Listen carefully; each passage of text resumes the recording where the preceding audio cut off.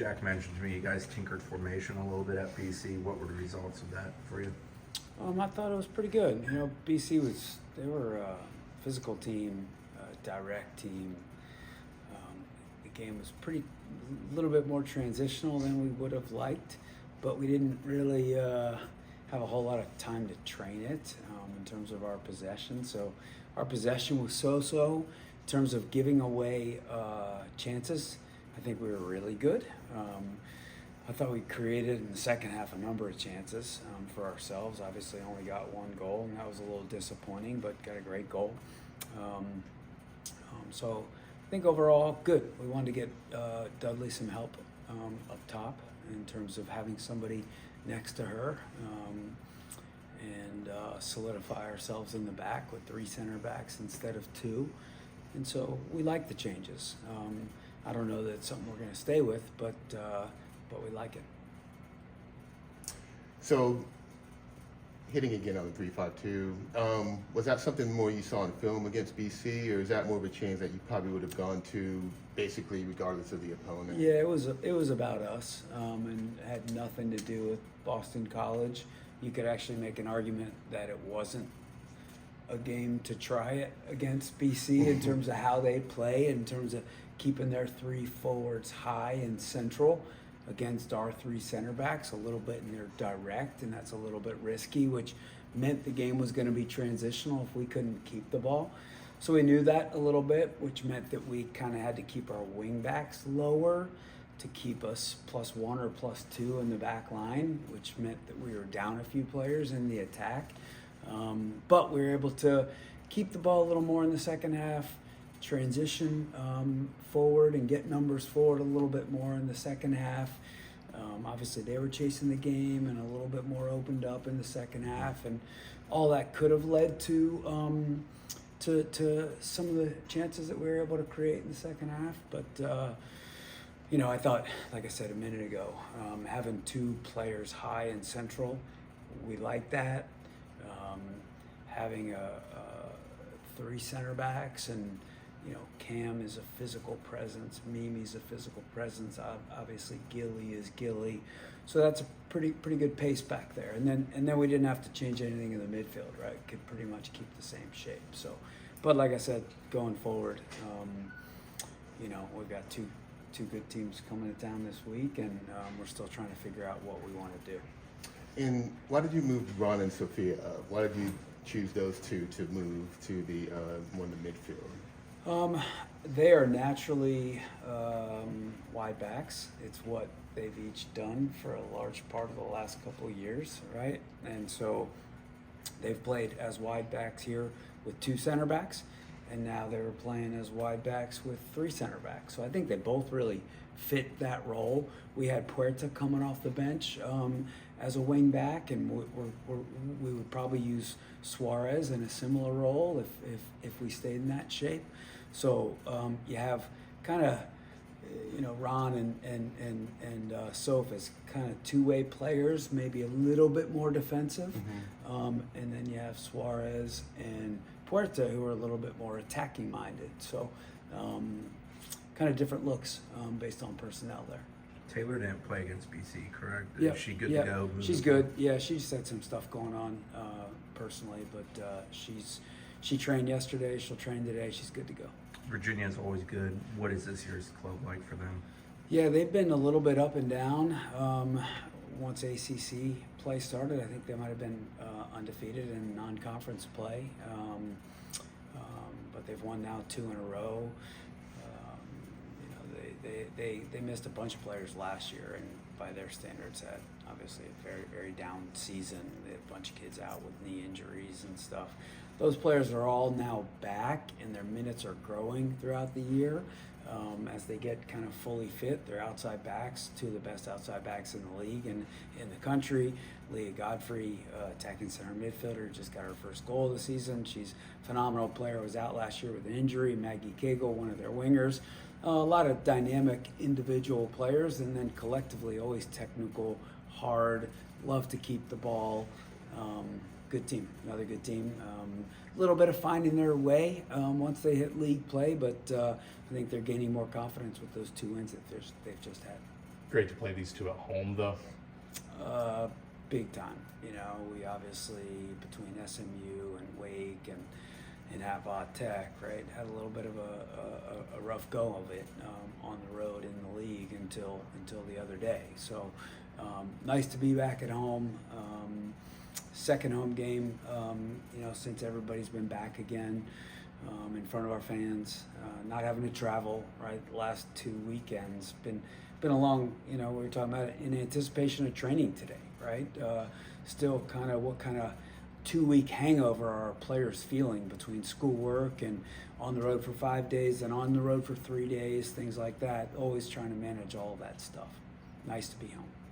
How do you think that will impact maybe performance? Will give them a little bit of a boost, kind of having that comfort feeling of being at home in your own bed? It's massive, in their own beds, all of it, and then just having a crowd behind them, you know, energy, right? We both the Wake had a great crowd against us, and then Vatek, they didn't have anything going for a long time, and then they got that goal, and had a whole bunch of boys in the stands coming to life, and it was a pretty ruckus environment and tough to play, right? And then even BC the other day was loud a little bit, but they never really got anything going, and so that kind of keep that at bay. And hopefully our players are going to play with a ton of energy, and hopefully our crowd will have a ton of energy and inspire our kids a lot.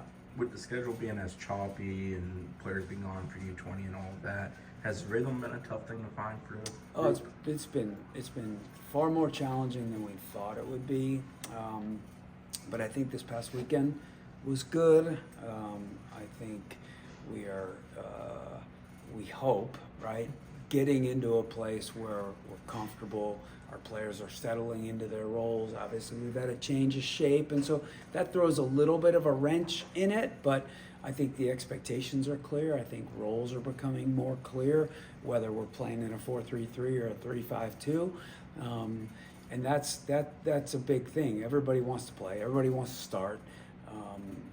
Sometimes you have to kind of, you don't have to accept your role, you don't have to be happy with your role, but you got to embrace it a little bit. And sometimes it takes a little bit of time to embrace that and accept that and settle in. And so that's been a challenge, right? Because we have a lot of good players, and they all want to be on the field for a lot of minutes, right? And so, when we got punched in the face at Wake a little bit, I think it threw some players, right, for a little bit of a whoa, what's up, and then might have thrown all of us through for a little bit of whoa, what's up. But I think we're settling in and getting a little bit of our mojo back. I mean, we had a ton of mojo in late August and early September, and then a couple of the hiccup ties, and then the punch in the face. We lost it, right? And would have been nice to get another goal or two in the second half there, because we created some great chances. I think we're very much an attacking-minded team. I think, you know, last year, you look at last year's team, it was very much a goal-scoring team and very much a pressuring team. And we've got to be good in both ways. And I think while, you know, BC didn't play a whole lot of soccer, they played us in a very combative and competitive way, but they didn't keep the ball a whole lot. And it's hard to be a pressing team when you're playing against a team that doesn't keep the ball a whole lot. But we're going to play against a lot of soccer teams the next 2 weeks. And so there'll be plenty of those pressing opportunities and moments. And so we've got to be really good in those pressing opportunities and moments. And then we got to be really good with the chances that we are able to create. Got so many more new teams that are in the conference now. Yeah. Have you guys, as coaches, had discussions about maybe enhancing or maybe enlarging the tournament to 8 teams or more, or is that not something you want to do? Yeah, a lot of talk about it. You know, on the men's side, I think they have it where everybody goes to the tournament. I think they play maybe an 8-game regular season, and then I don't even know how many men's teams there are in the ACC. I don't know if it's 12 or 14, something like that. And everybody goes, and it's a 2-weekend tournament. And so a lot of different opinions in this league. I think a couple years ago, the tournament was down to 4 teams, right? So one coach last spring, when we were talking about the schedule, asked for an 8-team, like the men, 8-game regular season schedule, and then a 12 to 14 team tournament. We're going to revisit it again. We got an email actually just yesterday or maybe over the weekend from the league, because the schedule that we're on right now was just a 1-year commitment because we didn't know what the following year was going to look like from a start date and nationally standpoint.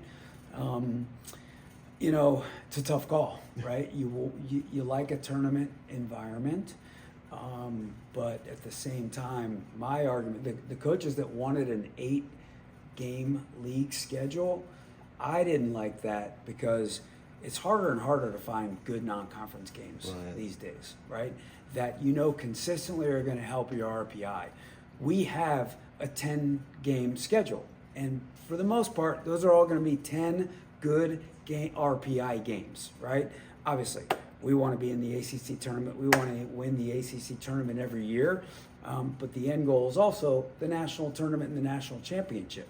So I don't know that we need, if you have a full team or full conference ACC championship, then you might be talking about 3 or 4 more games and potentially, now having to find 2 more non-conference games. Right. I don't love it, but there were 3 or 4 coaches that were really pushing for it.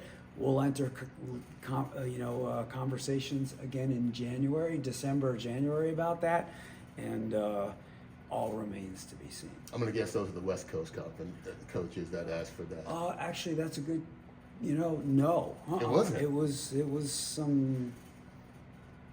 Okay, you don't have to say that. Yep. Yeah. I was just thinking because of the travel, because that would, if you only had the 8 games, then that would cut down the travel, and I was thinking that 100%. was kind of what they were thinking of, and also for you going out there, but I kind of thought that was a bit, but if that was wrong. No, and honestly, we had both. We had bottom of the league teams that wanted 8. Okay, probably because they want to play non-ACC teams, and then we had some very high-end teams that were not the West Coast that wanted 8, and that was for travel reasons. Okay, So, but it was East Coast teams that didn't want to travel. didn't want to travel. Okay, Yeah. interesting. Yeah, yeah. Coach, I got one more for you. I'm Yeah. sorry I was late to the party. You mentioned Mojo last week. You mentioned it this week. Obviously, getting those players back can have some growing pains. Do you feel like, though, they were part of this team last year? They know the standard. They know the mojo. Bringing in with some of those younger faces that they can kind of help bring that mojo back that you've been looking for? 100%, and that's their job, and that's what you want, right? But what's hard is, some of those players like a Heather Gilchrist and a Jordan Dudley. We can't put too much on them right now because they had an exhausting month. You know what I mean? And they're back, and they're still, in some ways, still just kind of what's the word when you reacclimate? You're trying to just really kind of equilibrium, maybe is the word, right? But just kind of find their peace again, right? And find their emotional and physical energy again, But like the 3 or 4 or 5 biggest, obviously Mimi Van Zanten was here, big role.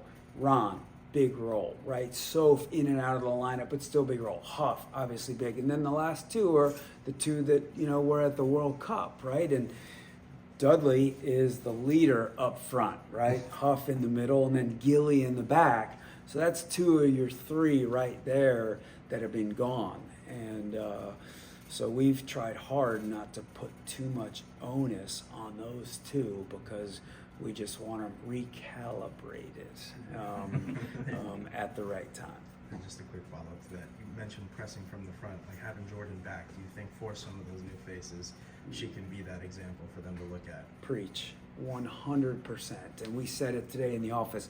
I don't know how you play with Dudley and you see how she's so good on the ball, she's so dangerous going forward, but her defensive presence is just, it's special, it's different. And then you got Huff in the midfield who won 12 aerial challenges against Vatek a week ago, and then she led our team the other day, right? And players should emulate that. There's no question, right? And so we've got a lot of players that lead by example. it's the job of our team to follow that. Anything else?